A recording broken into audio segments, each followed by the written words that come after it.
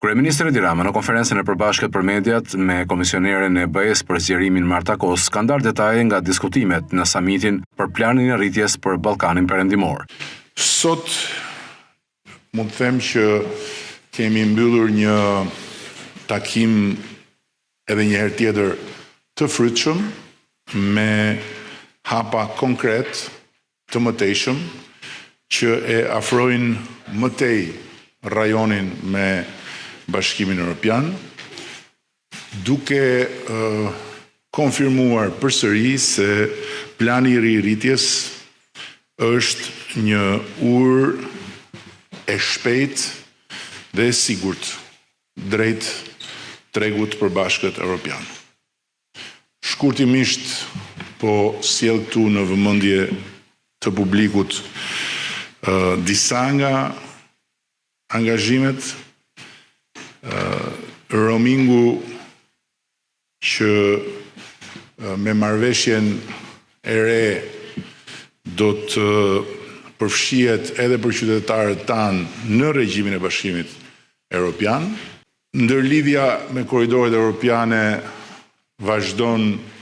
të mbetet prioritet dhe vazhdon të financohet nga instrumentat e Bashkimit Evropian. Transformimi digital dhe identiteti digital, të cilin ne kemi gratis që kemi prezantuar dhe do të afusim në jetën reale në fillim të vitit ardhshëm, që do të thotë s'do të ketë më nevojë për karta identiteti, për pasaporta e kështu me radhë. Dhe pa tjetër folëm edhe për afrimin në zinxhirin e vlerës Bashkimit Evropian në aspektin industrial dhe për turizmin si një komponente që duhet fuqizuar në sensin e bashkëpunimit mes vendeve, në ndërkohë që mendoj se kemi hapur një shtek tjetër për të bashkëpunuar me Komisionin në funksion të fuqizimit të arsimit lartë përmes ndërkombëtarizimit, gjë që ne kemi filluar në Shqipëri. Nga ana tjetër, komisionera për zgjerimin Martakos deklaroi se është diskutuar nevoja për zgjerimin e vetë nocionit zgjerim dhe për të integruar sa më shpejt të jetë mundur vendet e Ballkanit Perëndimor. Kosta se objektivi është që vendet e Ballkanit Perëndimor të ecin në sinkron dhe jo të krijohen hendeqje. Komisionerja bori thirrje udhëheqësve të rajonit të punojnë më shumë në arritjen e reformave. Unë kam kënaqësi gjithmonë që kthehem në Tiranë shpesh për takime dypalqe apo në këtë rast për takime me vendet e Ballkanit Perëndimor për të mbështetur jo vetëm ecurinë e Shqipërisë drejt anëtarësimit në BE, sepse unë ndjej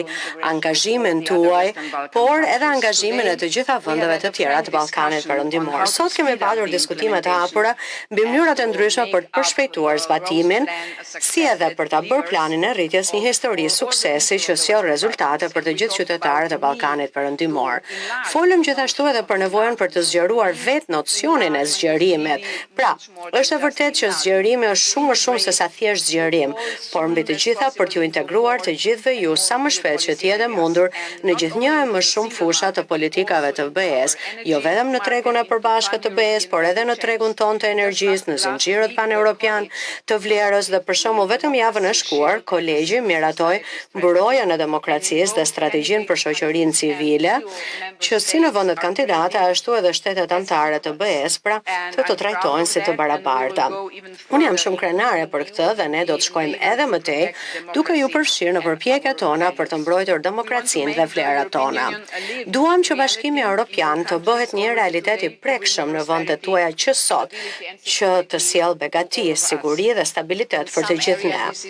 Në samit është diskutuar për planin e rritjes, integrimin ekonomik dhe transformimin e rajonit drejt tregut të Bashkimit Evropian, i cili promovon një mjedis të favorshëm për inovacionin, sipërmarrjen dhe progresin teknologjik dhe krijon mundësi të reja për zhvillim të qëndrueshëm dhe konkurrueshmëri.